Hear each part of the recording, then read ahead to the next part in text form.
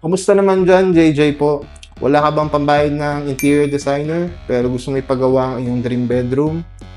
Panoorin po niyo itong video natin kasi napakaganda po nung ating bedroom. Para po siyang Airbnb.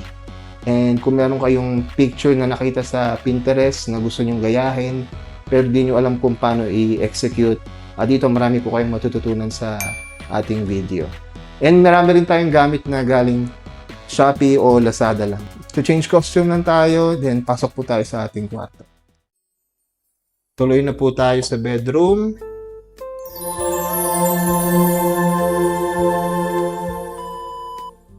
Welcome po sa ating bedroom number 1. Ang design natin dito ay minimalist and modern. Medyo messy kasi yung nangyari sa living room ko ng mga kulay doon, kaya sinigurado natin na i-apply yung mga natutunan natin dito sa ating bedroom. Plus, 18 tips to achieve your modern bedroom. Tip number 1 ay stick to 1 to 2 dominant colors or colors of the same shade. Meron din tayong tinatawag na 70-20-10 rule.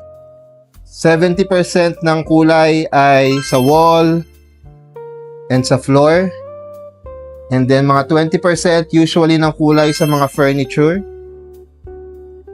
And then 10% sa mga accent or pop of color.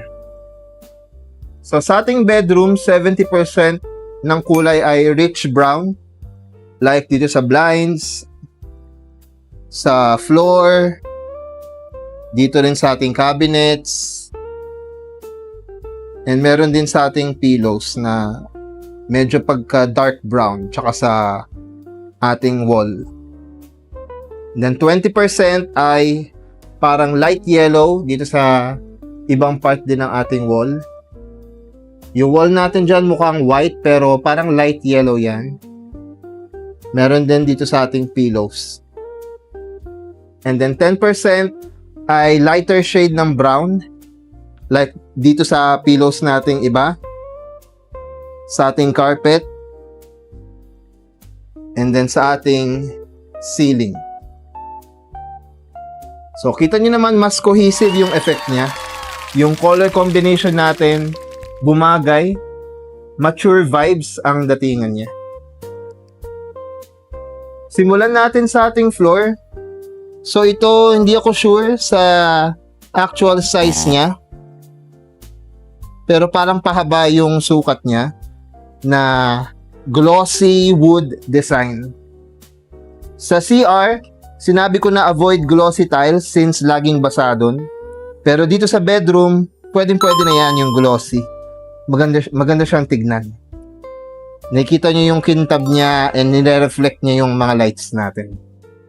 Sa side naman ito, yung ating nilagay na fluted wall panels. Pinakabit ko sa contractor yan sa magkabilang side ng bed. So wood design yan. Ayan, kung makikita nyo. Na PVC. Yan na rin yung nagsisilbing wall accent natin dito sa room. So, ang tip number 2 natin, decide if you want to go classic or on-trend. Ang advantage ng classic, meaning yung wall lang ay painted. Timeless yung mga ganong klaseng wall. Pero pag on-trend ang pinili nyo, like itong mga fluted wall panels, darating ang time na malalaos din yan. At kakailanganin yung palitan yung decor. So ito, tatanggalin nyo, papalitan nyo ng ibang kung ano naman ang mauuso. Ang example niya na yung mga walls natin nung 90s, yung mga maraming wallpaper, and then yung 2000s na uso yung mga kahoy sa ceiling. Naalala nyo yun yung sa mga gilid ng ceiling, papalibot ng room may kahoy. Yun yung mga nauso. Tip number 3 is avoid displaying large hard objects over your bed. So dito sa side na to. Iwasan nyo maglagay dyan ng mga decor na malalaki, yung mga babasagin, yung mga vase, mga matitigas na decor. Kasi baka mahulog yan sa ulo nyo habang natutulog kayo. Like kung may lindol, for example. Dito, naglagay na lang tayo ng 3 decor na match sa color. Sa Shopee, Lazada ko lang yan nabili. So, magaan lang yan. Walang issue kung mahulog. No? Parang tela nga lang yan eh. Ito nyo, nagbabounce siya. So, napakaganda ng effect niya. Marami ring design na available sa Shopee at saka sa Lazada. Then, yung mid part ng wall natin, parang light yellow, gaya ng sabi ko kanina. Palibot ng room, same color lang yan.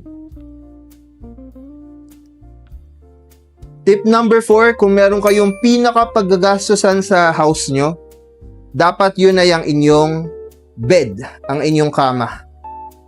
Why? Dahil dyan kayo hihiga araw-araw at matutulog. Kaya pumili na kayo ng pinaka-komportable at swak na bed.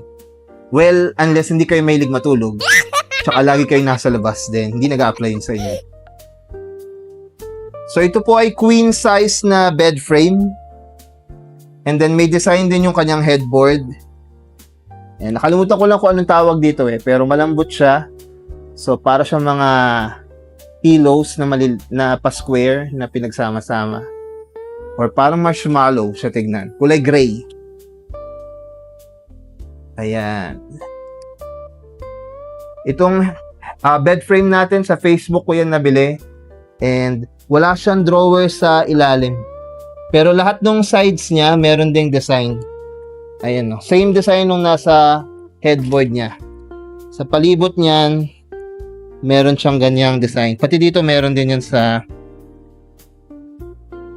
foot ng bed. So, even dito sa side na to. So, consistent yan. Yun lang, wala tayong drawers. Ito palang bed frame natin, dito yan inassemble sa kwarto ko mismo. Kaya napakahalaga na kung buong bed na, yung na-assemble na, yung binili nyo, dapat ay alam nyo muna yung sukat kung kakasya ba yan sa main door ng bahay nyo, sa hagdan, pati na sa door ng kwarto nyo. Mamaya, hindi pa siya magkasya. So, pag-usapan naman natin itong ating mattress. Ito, ating mattress. Kutsyon.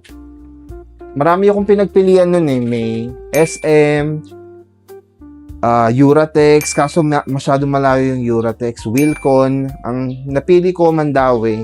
Ang ginawa ko dyan, pumunta ako sa second floor nila. And walang tao doon, ako lang. Lahat ng bed nila doon, talagang hinigaan ko. Talagang nagpagulong-gulong ako sa mga bed nila doon, mga 15 minutes talaga per bed. Para lang masigurado ko na yung bibiling kong bed ay yung talagang pinaka-komportable akong higaan. So yun ang extra tip ko sa inyo.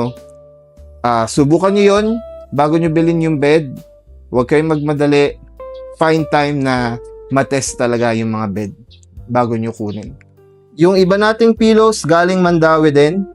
And then yung bed sheet, ito, yung mga ibang pillowcase, and then yung ibang pillow, sa SM ko na yan binili.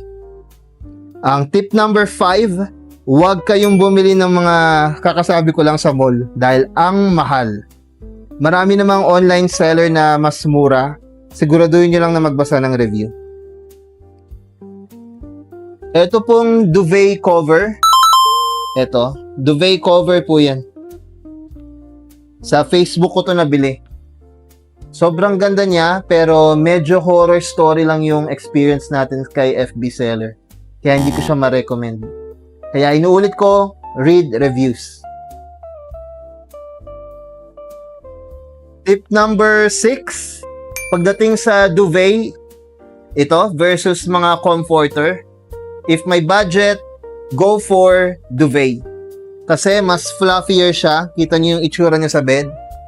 Ang fluffy nung itsura niya. Thicker compared sa comforter na medyo flat.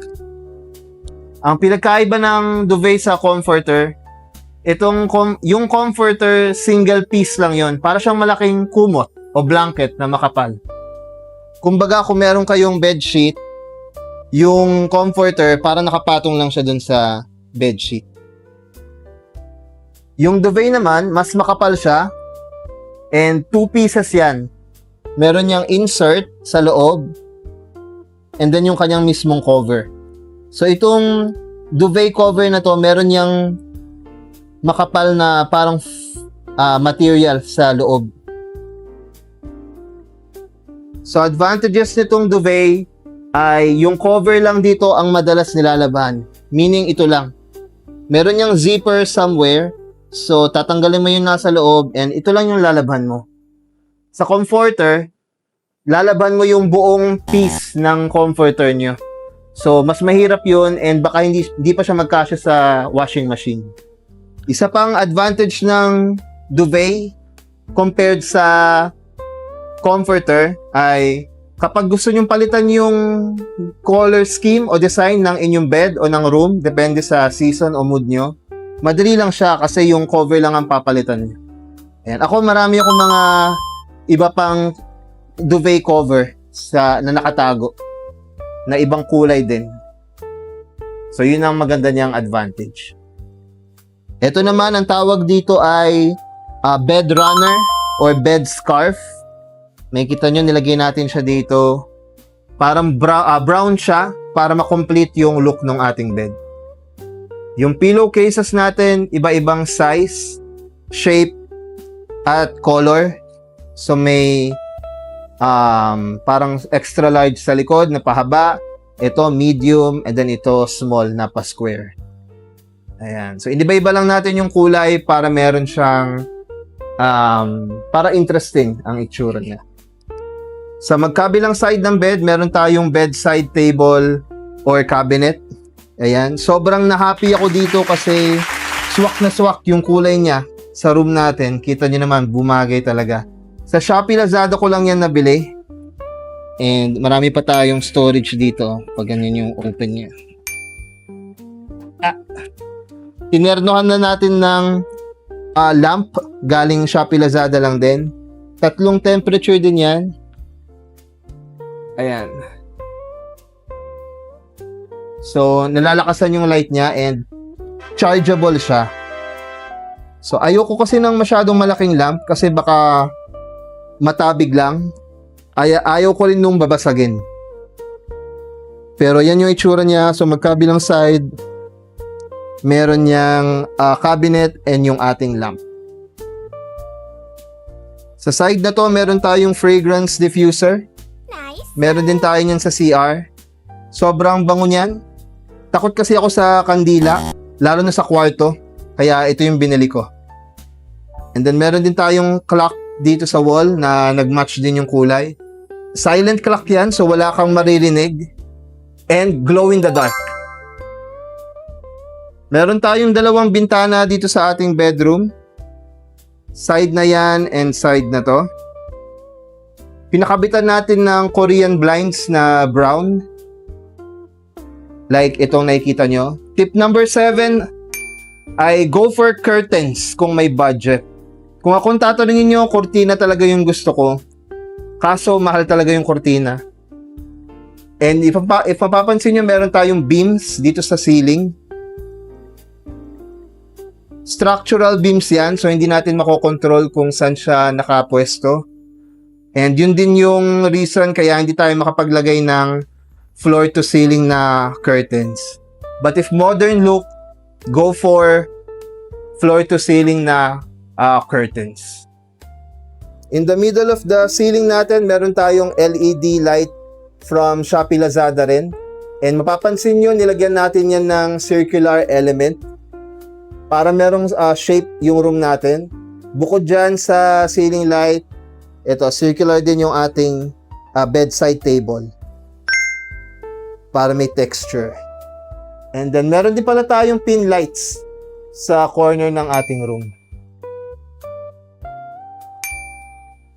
Sa side naman na ito, nakalagay yung ating tower fan.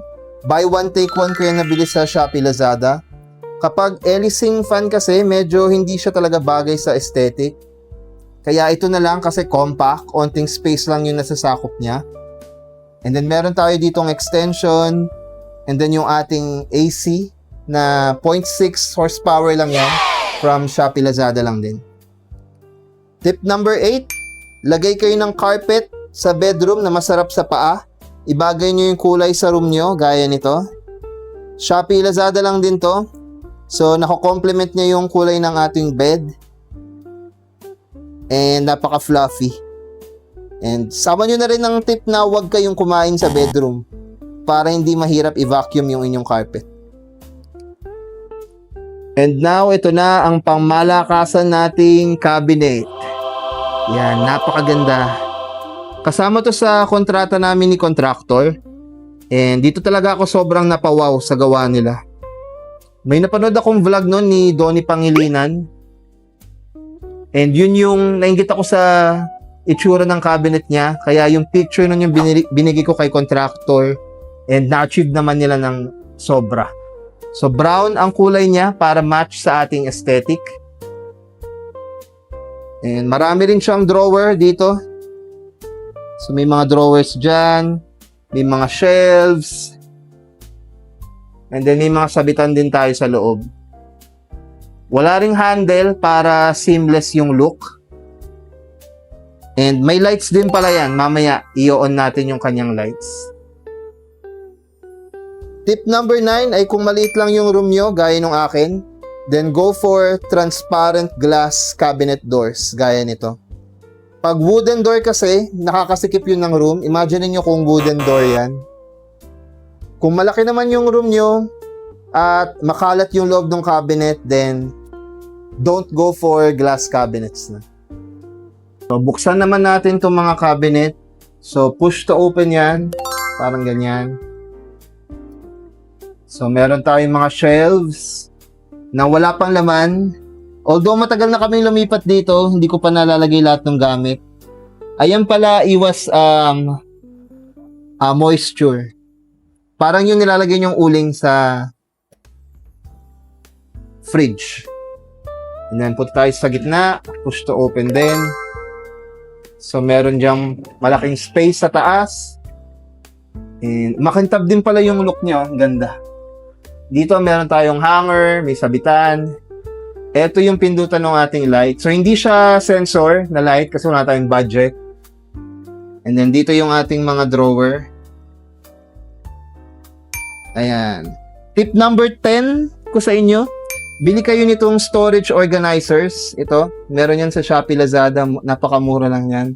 Para ma-separate nyo yung mga damit sa mga underwear, sa nag-iisa kong panyo, tsaka dadalawa kong shorts. Ayan. If you notice, wala rin siyang handle. So, bawat drawer, as much as possible, meron kayo yung mga organizer. Ito naman kay mama ng mga damit. And then, may drawer pa tayong isa sa ilalim. So, syempre, dapat linisin nyo siya lagi para matanggal yung mga thumb marks ng mga prints. Pero hindi naman siya masyadong madumihin. Kasi hindi na natin lagi binubuksan. Dito naman sa side na to, ayan, wala pa rin masyadong laman. Pero dito yung aking isang pants. And then, meron tayong mga lint roller, ating plancha, and then dito may malaki tayong space para sa maleta, sa mga bag. Ang tip number 11 ay after nyong ipatile at ipapaint yung room nyo, sunod nyo na agad tong cabinet. Kasi sobrang makalat yan, sobrang maalikabok pag ginagawa. Tsaka matagal mawala yung amoy niyan, kaya huwag kayong magmadali bumili ng inyong bed frame, ng inyong bed. Unahin nyo muna ang inyong cabinet. Last nyo na yung bed pag buo na yung room. Meron din nga pala tayong basurahan dito na Starbucks coffee cup. Ang itsura niya, ang design. Shopee, Lazada din yan at napaka-cute. And then dito, syempre may lock yung ating door. Tip number 12, huwag nyo ilalagay yung inyong bed directly in front of the door para walang bulagaan pag may biglang nagbukas niyan. Tapos nakalimutan yung ilak. Tip number 13, as much as possible, huwag nyo ilalagay itong headboard ng inyong bed dito sa tapat sa harap ng inyong window. Yun nandito yung headboard mismo, sa harap mismo ng kanyang window. Mas maganda kung yung bed nyo facing yung window para sa umaga, masisinagan kayo ng araw para gisingin kayo. Tip number 14, huwag nyong ididikit yung inyong bed sa wall. Lagyan nyo ng space gaya nito. Kasi pag may nahulog dyan, tapos nakadikit yan sa wall, mahirap yung kunin. And mahirap din linisin yung side niyan. And pag may kasama kayo, magkatabi kayo dyan kunyari, pag siya biglang na-jeb sa gabi, so madali lang siya makakabangon. Punta lang siya dito, then tawid dito, papuntang CR. Kesa sa kung nakadikit yan sa wall, hahakbang pa siya sa inyo, magigising ka pa. Tip number 15 sa AC, huwag nyo ilalagay yung AC nyo sa mababang position, like dito sa side na to. Huwag dyan, dapat mataas yan, like ito. Kasi ang cold air, ang tendency niyan ay bumaba. And then yung warm air, papuntang sa taas ng room. So pag itong AC nyo, nandito sa baba, then dito lang sa malapit sa floor, lalamig. And then majority ng room nyo, hindi siya ganun kalamig. Kaya yan ang ating tip number 15 para mas maganda yung air circulation. Tip number 16, lagyan nyo ng door seal kapag may uwang yung door nyo. Parang ito, para hindi lumabas yung lamig ng AC and hindi makapasok yung mga insekto sa inyong kwarto. Tip number 17, kung meron kayong mga cabinet, isagad nyo na yan hanggang ceiling. Kasi pag ganyan, mahirap yan linisin. Tingnan nyo, paano nyo lilinisin yan? Tsaka baka puntahan pa yan ng insekto. Yun nga lang, dahil sa structural beams to, hindi natin makontrol ang position niya, hindi natin talaga pwedeng i-floor to ceiling. Kasi, paano mo naman bubuksan tong cabinet? Tip number 18, avoid plastic cabinets, especially if you are going for a modern aesthetic. So, go for wooden cabinets like ito. So, next na po sa ating series ay ating bedroom number 2. And to be honest, mas gusto ko po yung bedroom number 2 natin kaysa sa bedroom number 1. Ibang-iba po ang itsura nun. Ang kulay nun ay black and white and gray. Paki-check po muli ang ating description box din para sa master link natin sa Shopee at Lazada sa mga items dito sa room. And ayun lang po muna. Ikutin po muli natin ang room with the lights on. Balik po kayo.